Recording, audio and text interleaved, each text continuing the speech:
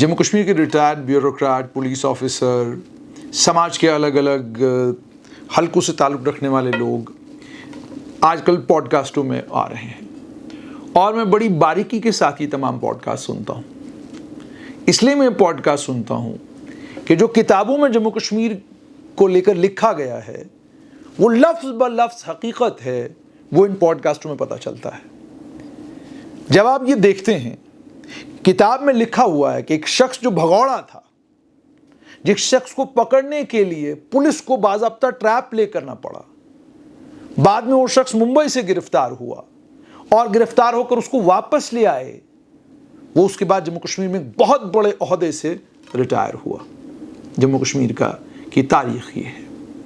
जब मैं सुनता हूं कि आप रिक्रूटमेंट में गए हैं और जिन लोगों ने आपको मुलाजमत देनी है, वो लोग आपको श्योरिटी उसी वक्त दे रहे हैं कि जनाब आप तो लग गए मुलाजिम, आप चले जाइए, तो मैं हैरान होता हूं कि फेयर रिक्रूटमेंट कैसे हुई होगी उस दौर में। कभी आपने सुना कि कोई इंटरव्यू हो रहा है और उस इंटरव्यू के दौरान ही इंटरव्यू में से एक पैनल मेंबर आपको कह दे कि जनाब आपकी नौकरी तो लग गई, आप जाइए, कोई आपकी नौकरी को आपको नौकर लगने से नहीं रोक सकता। कैसे मुमकिन है ये? और मैंने जब एक बार तफसीली रिपोर्ट में ये कहा था, 30 से ज्यादा ऐसे ऑफिसर्स हैं जिन ऑफिसर्स की क्वालिफिकेशन ना के बराबर है, लेकिन वो जम्मू कश्मीर में बड़ी इंपॉर्टेंट पोजीशन से रिटायर हुए हैं। बहुत सारे लोगों ने मुझे टेलीफोन करके कहा कि आपके पास अगर कोई ऐसी लिस्ट है तो वो लिस्ट मुझे दे दीजिए। 8 से 9 किताबें हैं, आप उन 9 किताबों को पढ़िए, उसमें उन तमाम लोगों के नाम हैं और अलग अलग तरीकों से, किसी रिटायर्ड ब्यूरोक्रेट ने, किसी रिटायर्ड पुलिस अफसर ने, किसी रिटायर्ड पॉलिटिशियन ने, पॉलिटिशियन भी रिटायर होते हैं आजकल, किसी रिटायर्ड पॉलिटिशियन ने कोई कहानी लिखी है जिस कहानी में पूरी तफसील मौजूद है। इसीलिए मैं हैरान होता हूं कि जब यही लोग लेक्चरबाजी करते हैं फेयरनेस के ऊपर, रिक्रूटमेंट के ऊपर, साफ सफाई के ऊपर, और यही लोग जब बात करते हैं कि जम्मू कश्मीर में रिक्रूटमेंट सही तरीके से नहीं हो रही है, रिजर्वेशन को रैशनलाइज कर दिया जाना चाहिए, फला कानून में तब्दीली होनी चाहिए, फला कानून में तब्दीली होनी चाहिए, तो मैं हैरान होता हूं। आप अपने वक्त में, अपने दौर में बड़ी इंपॉर्टेंट पोजीशन पर बैठे हुए थे। आप जानते थे कि दहशतगर्दों के साथ और सेपरेटिस्टों के साथ किनके कनेक्शन हैं, कौन उनके कनेक्शन से सरकारी सिस्टम का, सरकारी सेटअप का हिस्सा बने हैं। आपने कसम खाई थी ब्यूरोक्रेसी में आने से पहले कि आप ऐसे लोगों के खिलाफ कार्रवाई करेंगे। आप खामोश क्यों रहे? आपने क्यों नहीं कहा कि ये गलत रास्ते से सिस्टम का हिस्सा बन गए हैं, इन्हें गलत रास्ते से सिस्टम का हिस्सा नहीं बनना होगा। एक दौर आएगा, एक वक्त आएगा जब जम्मू कश्मीर के नौजवानों को इसका खमियाजा भुगतना पड़ेगा।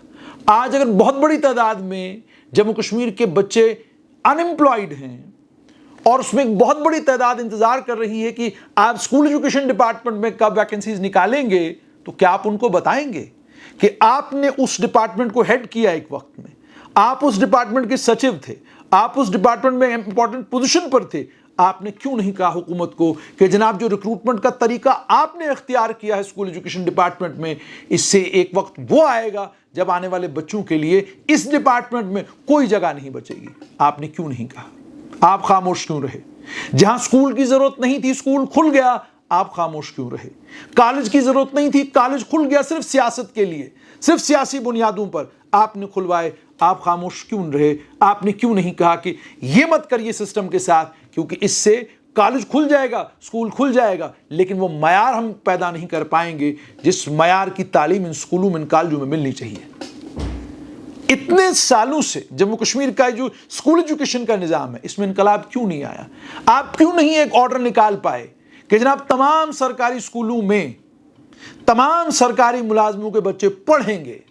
अब आज भी ये ऑर्डर नहीं निकाल सकते। क्यों नहीं निकाल सकते? क्योंकि आप इस सिस्टम में जिनको मुलाजमत दे चुके हैं, आपको उनके ऊपर यकीन नहीं, आपको उनके ऊपर भरोसा नहीं, और उनकी हालत यह है कि वो कहते हैं कि जी इन सरकारी स्कूलों में वो इंफ्रास्ट्रक्चर ही नहीं है जिस इंफ्रास्ट्रक्चर की जरूरत है। वो इंफ्रास्ट्रक्चर कौन बनवाएगा? हेडमास्टर का काम है, प्रिंसिपल का काम है, आप लोगों का काम है, आप ही तो इंफ्रास्ट्रक्चर बनवाएंगे। पॉलिसी मेकर्स के साथ मौका किसको मिलता है मिलने का? आप लोगों को ही तो मिलता है। मंत्री के साथ फोटो कौन खिंचवा रहा है? मंत्री को अलग अलग फंक्शनों में बुलाकर शॉल कौन डाल रहा है? आप ही लोग तो डाल रहे हैं। तो फिर खामोशी किस बात पर? स्कूल एजुकेशन में बहुत बड़ा फंक्शन हो रहा है, स्कूल एजुकेशन के बड़े इंपॉर्टेंट लोग बैठे हुए हैं, लेकिन वहां पर बात तालीम के मयार को बेहतर करने के लिए नहीं, ट्रांसफर पॉलिसी के लिए हो रही है। ट्रांसफर पॉलिसी ऐसे बननी चाहिए, ट्रांसफर पॉलिसी ऐसे बननी चाहिए, ये बातें वहां पर हो रही हैं। मैं हैरान होता हूं कि वो लोग जो जब ब्यूरोक्रेसी का हिस्सा थे, आपने उन लोगों को इंपॉर्टेंट पोजीशंस पर कैसे बिठाया जिन लोगों के अलगाववादियों के साथ डायरेक्ट रिश्ते, डायरेक्ट राब्ते थे, कैसे बिठाया? और आज आप लेक्चर देते हैं, आज आप ज्ञान देते हैं, आज आप कहते हैं कि जनाब यूं तो यूं। कैसे कह सकते हैं आप? कितने गरीब मां बाप के बच्चे, मिडिल क्लास परिवारों के बच्चे, लोअर मिडिल क्लास परिवारों के बच्चे, जिनका कोई एक रिश्तेदार दहशतगर्द था, आतंकवादी था, मारा गया, और आज वो सरकारी मुलाजमत नहीं उनको मिल रही है। आप तो अपने बारे में कह गए कि फलां को नहीं मिली तो हमने ये कर दिया। तो आपने वो बेंचमार्क एक सेट किया, आपने वो सब कुछ अपने दौर में किया जिसका खमियाजा आज नौजवानों को भुगतना पड़ रहा है। अगर आपने तब इनकार किया होता और कहा होता कि नहीं, जो अलगाववादियों के मददगार हैं, जो दहशतगर्दों के, आतंकियों के मददगार हैं, जिनके परिवार के लोग आतंकवाद में लिप्त हैं, उनको सरकारी मुलाजमत नहीं मिलेगी, तो आज इन बच्चों को वो सब नहीं भुगतना पड़ता। जो बच्चे कह रहे हैं कि मेरे चाचा की, मामा की मौत जो है वो 2000 से पहले हो गई थी, मगर सिस्टम कह रहा है कि नहीं भाई, अब तो कानून, अब तो तब्दीली आ गई है पॉलिसी में, पॉलिसी अब ये है। आपने अगर अपने दौर में ये तब्दीली लाई होती, आपको क्यों हमदर्दी अलगाववादियों के साथ? आपको क्यों हमदर्दी आतंकवादियों के साथ? वजह क्या है इस हमदर्दी की? क्या आपको नहीं लगता इसी हमदर्दी के चलते ये हालात पैदा हुए हैं? एक बच्चा डोडा का, वो खुद कहता है मेरे पिताजी की मौत मेरे पैदा होने से 3 महीना पहले, 4 महीना पहले हुई है, और उस बच्चे ने बड़ी काबिलियत के साथ एक इम्तिहान क्वालिफाई किया, नहीं मान सका सिस्टम का हिस्सा।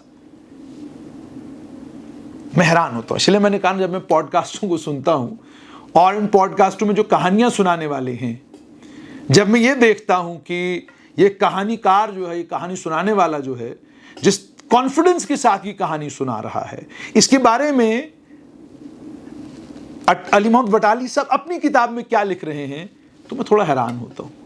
फिर कुछ और लोगों का तज़किरा अलग अलग किताबों में होता है, मैं उनके बारे में जब सुनता हूं मैं हैरान होता हूं कि भाई सिस्टम अजीब व गरीब है। मिडिल क्लास है, लोअर मिडिल क्लास है तो कुचल दो, लेकिन अगर अमीर घराना है, बड़ा घराना है, 4 जगह कनेक्शन है, 5 जगह कनेक्शन है, 6 रिश्तेदार ब्यूरोक्रेसी में, 2 पुलिस में, 2 यहां 2 वहां, तो कोई परेशानी नहीं है। आप राइट वाले खेमे में हो, आप लेफ्ट वाले खेमे में हो, आपको कोई फिक्र फाका नहीं, आपको कोई डर खौफ नहीं, आप जो मर्जी वो करो, कानून आपके लिए, कानून आपके साथ जो है वो नरम रहेगा, नरम रवैये के साथ रहेगा। ये हैरान करने वाली चीजें हैं। हालांकि अब सिस्टम में बहुत सारी तब्दीलियां आ चुकी हैं, पॉलिसी में मुकम्मल तौर पर तब्दीली है, लेकिन अब भी जरूरत इस बात की है कि बेंचमार्क सेट किया जाए कि हाँ, ये हमारा बेंचमार्क है अलगाववाद और आतंकवाद को लेकर, ये हमारा बेंचमार्क है स्कूल एजुकेशन को लेकर, ये हमारा बेंचमार्क है हेल्थ एंड मेडिकल एजुकेशन को लेकर।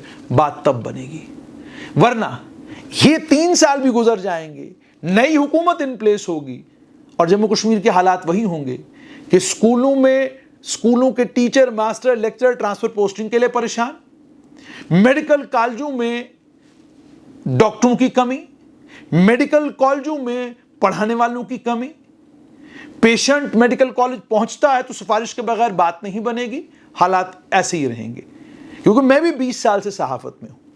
मैंने गवर्नमेंट मेडिकल कॉलेज जम्मू में कुछ हल्का फुल्का परिवर्तन देखा है, लेकिन कोई बड़ा बदलाव, कोई बड़ा इनकलाब वहां पर भी नहीं आया है। चीजें वहीं पे खड़ी हैं। आज भी इमरजेंसी में कोई पहुंचता है तो फोन करना पड़ता है, उसके बाद जाकर इमरजेंसी में हम किसी को फोन करते हैं, फिर जाकर कहानी आगे चलती है। आज भी इमरजेंसी में हंगामा होता है, आज भी इमरजेंसी के बाहर पुलिस वाला खड़ा है, और आने वाले वक्त में तो हो सकता है छावनी बनाना पड़ जाए इमरजेंसी को, जो हालात बन रहे हैं। तो तब्दीली कहां है, चेंज कहां पर है? आप आज भी पीएचई, पीडब्ल्यूडी और पावर डेवलपमेंट डिपार्टमेंट की बात करिए, जेपीडीसीएल की बात कीजिए, आपने कॉर्पोरेशन बना दिया, तब्दीली कहां है? आज भी ट्रांसफर पोस्टिंग की परेशानी है, आज भी इनको ट्रांसफर पोस्टिंग डिपार्टमेंट कहते हैं। आज भी रात को 11 बजे, 11:30 बजे बिजली चली जाती है, सुबह तक किसी की कोई अकाउंटेबिलिटी नहीं है। हालात में क्या तब्दीली आई है? हमने जो डिजिटाइज किया, क्या डिजिटाइज किया है आपने? कोई डिजिटाइज नहीं हुआ है। आपका मन आता है तो बिल आता है, आपका मन नहीं आएगा तो बिल नहीं आएगा। आज भी कहानी वो है। आज भी कहानी ये है कि जहां पर आपको प्लस माइनस करना होता कर लेते हैं आप। बिल में भी आज भी प्लस माइनस होता है, हालांकि कहते हैं डिजिटल हो गया सब कुछ। कैसे हो रहा है ये सब कुछ? तो मतलब ये कि यदि पूरा परिवर्तन आपको करना है, पूरी तब्दीली आपको करनी है, तो थोड़ी सख्ती की जरूरत है। सिस्टम को चलाने वाले लोगों से ये गुजारिश है कि मापदंड एक रखिए, मेरे लिए भी, गरीब से गरीब आदमी के लिए भी, मंत्री के लिए भी, ब्यूरोक्रेट के लिए भी, पुलिस वाले के लिए भी। जब मापदंड आपके सबके लिए एक जैसे होंगे तब परिवर्तन आएगा।